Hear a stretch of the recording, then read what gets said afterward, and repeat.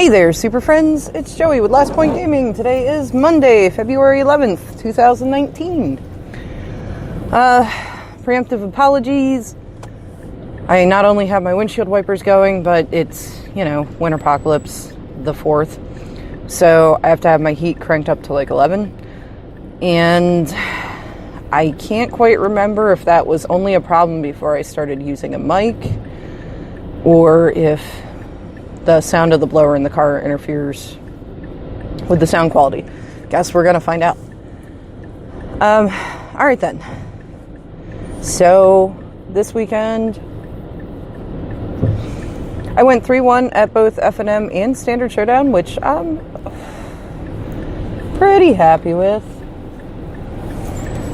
Lost to a Valakut deck in the modern F&M, which is pretty usual for me. I don't know, it's something about the Valakut decks. Yeah, sure, you just decide you're more important to me than... Or more important than you there, friend. Okay, anyway. It's something about Valakut decks. It doesn't matter what I play against them, I never win.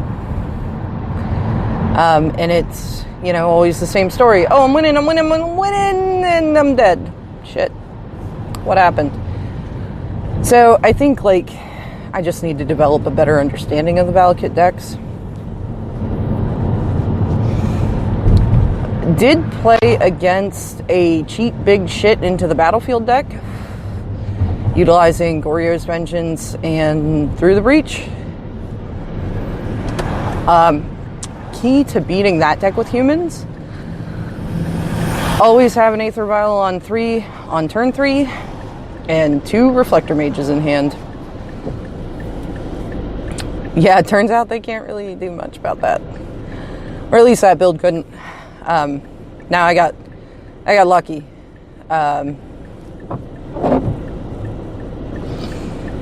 Gristlebrand, not so terrifying.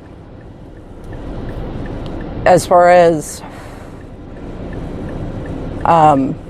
he only hits for 7. Which is still a big chunk of life, don't get me wrong. But... I can live through that. I can work with that.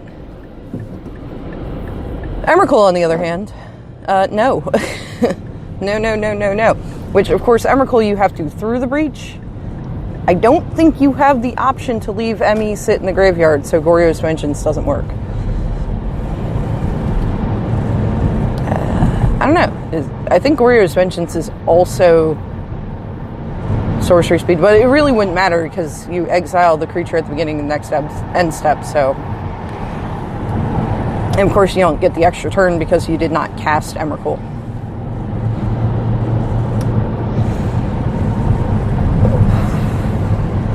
So yeah, that was a neat match, and he did take a game from me, and I just happened to have Aether Vial turn 1 into Reflector Mage turns, what would that be, 3 and 4, I guess, if you get the appropriate number of counters. 4 and 5? Yeah, because turn 2 you get 1, turn 3 you get 2, turn 4 is when you're up to 3 counters.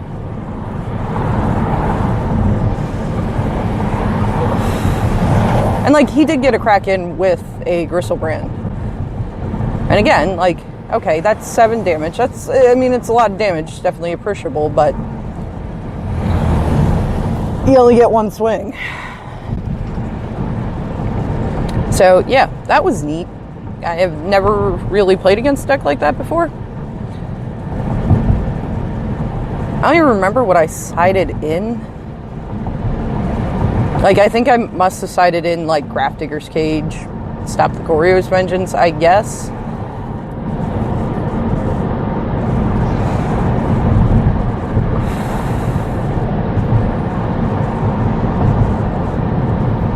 Yeah, I don't really recall a fight. Anyway, so 1 against that, 1 against...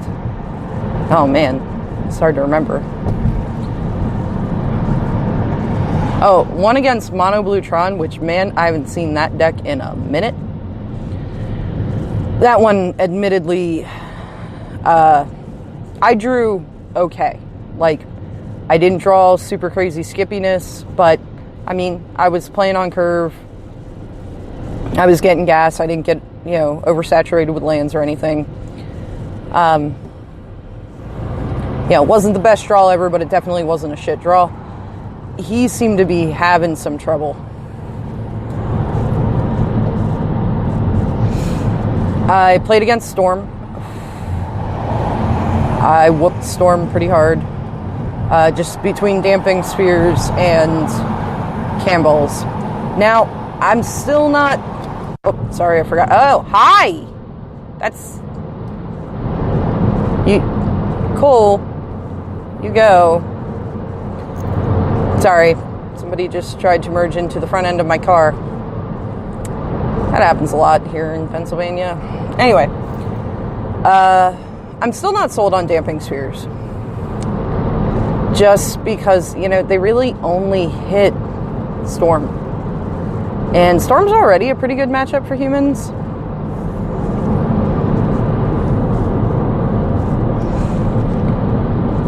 Like, what else do you use Damping Spheres for? I used to have Aethersworn Canoness in my sideboard. And they're good against... Well, I guess they hit the same decks, now that I think about it. Like, Damping Sphere would also be good against Burn, right? Because, they tend to try to play a bunch of different spells.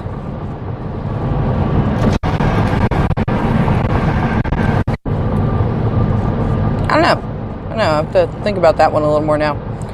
Because, of course, the benefit to Damping Sphere over Aethersworn Canoness, even though it's kind of a similar effect. Now, Aethersworn Canoness straight up shuts down being able to cast more than one spell, except for artifacts. Whereas, I guess Damping Sphere can have... I'm giving you plenty of room if you're gonna, try to merge again. Unless you want me to wait until you can see if you can clip my corner panel again. No? Alright there.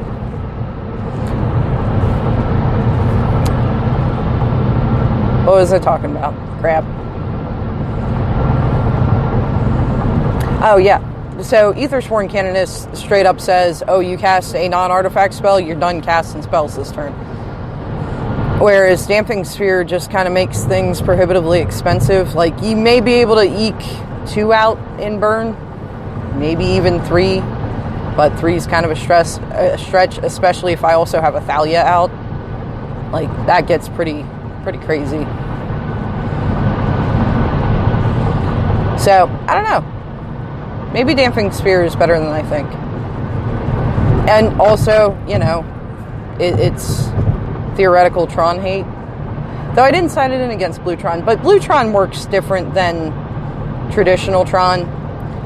Blue Tron doesn't race to get Tron online. I, in fact, really don't... I was really excited about Blue Tron at one point. I'm like, this deck seems neat, mostly because at the time Thomas Prendergast made it a thing, it only costs $200 to build. So, I think that was my fascination with Blue Tron. But, aside from that,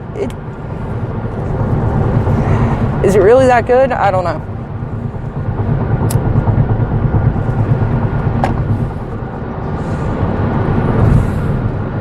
Maybe you could do blue-green Tron. Oh, but what's a blue-green fruit? Because that's the thing, like, all my Tron decks, all my different Tron combinations I tried to come up with were all named for fruit. There was Watermelon Tron, which was red-green. There was Kiwi Tron that was black-green. See, they all involve green, because Sylvan Scrying is kind of key. Or Ancient Stirrings, but I think Sylvan Scrying is just better. That's just me, though. I could be wrong. Believe me. Anyway, so yeah, beat Storm, Blue Tron, and Through the Breach / Goryo's Vengeance. Lost to a Valakut deck. Sunday, I played with the BCW sleeves the first time. Now, the sleeves Tannen gave me are the BCW Elite High Gloss sleeves. If I would order, I'd probably order mattes personally because I like them better. But these were definitely pretty quality. Even though they're glossy, they have like the textured back, which I like because that was my problem with the old school Dragon Shields that had the very smooth gloss back. They built up a lot of static and the cards would stick together. So that was kind of problematic and created a lot of clumping issues.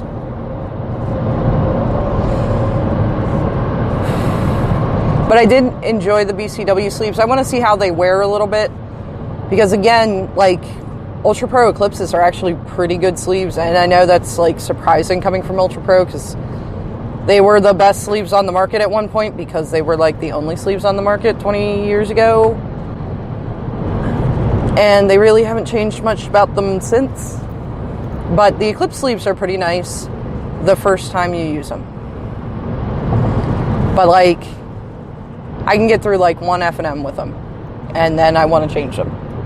Because, like, my shuffles start getting really bad. And so I want to see how the BCWs wear. But, yeah, no, they were pretty nice. I like them. So I beat the Mirror.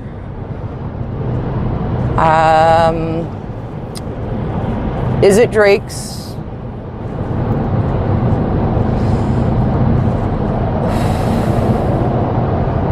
What else? Did I play the mirror match twice? I didn't get a bye.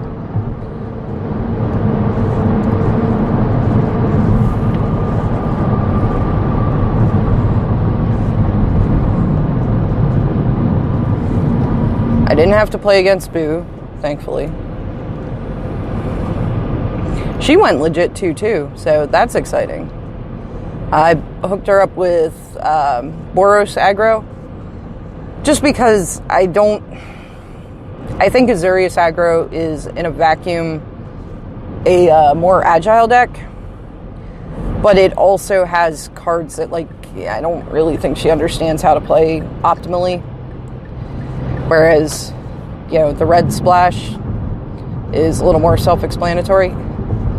I know I lost to Sultai midrange, or I like Brad Nelson's title, Golgari Blue, better, because it is pretty much the Golgari mid-range deck with the blue splash for Hydroid Crassus, which, hey, no shame there. It's a pretty good card to splash for.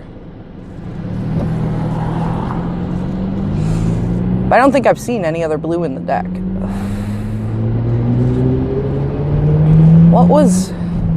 Who were my opponents? Let me think back on that. I played against Golgari midrange, and I happened to have a kill spell on hand every time he cast a Wild Growth Walker. He could not get one to stick on the battlefield.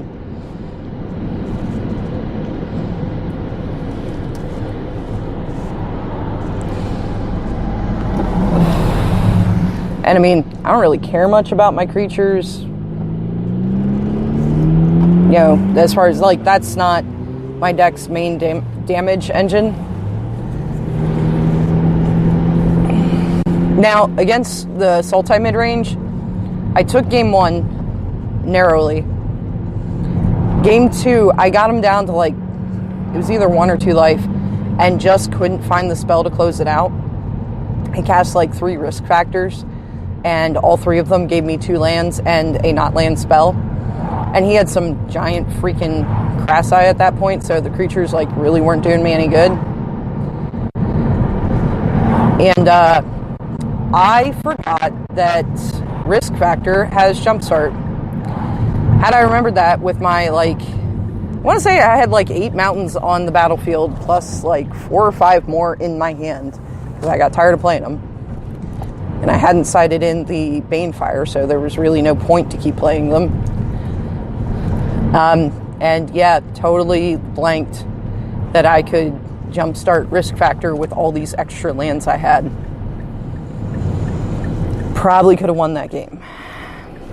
And then game 3, like, I mulled to 5 and kept an iffy draw because I wasn't willing to go lower. And that draw just never got any better. Like, he was able to get a wild growth walker down that I couldn't take out. And that pretty much spells the end for mono red. Because, you know, okay, it's post board, so I have my lava coils in, like all 4 of them. But once they've explored twice with it on the field, like, that's it. Now you're looking at a minimum 2 for 1 to kill it. And, I mean, they just get so out of control so fast. So, went down, but he is one of our, you know, more top-end players, so I'm not terribly upset that I lost to him. I mean, generally I don't get upset when I lose. Especially, like, it was a really good match. It was really good back and forth up until that 3rd game where the wheels just kind of fell off on me. Plus, you know, I like the guy, so. But yeah, all in all, it was a good weekend. Digging on the BCW sleeves for now. I'll try to update as I get some more wear on them. I did put them on my standard deck because I don't want to deal with double sleeving in case, like, I don't like them. But there we are. I'm home now. As always, if you made it this far with me, thank you very much for listening, and hopefully I'll talk to y'all tomorrow. Though, be aware, they're, like, calling for 3 to 5 inches of snow tonight, so I don't know. We'll see how that goes.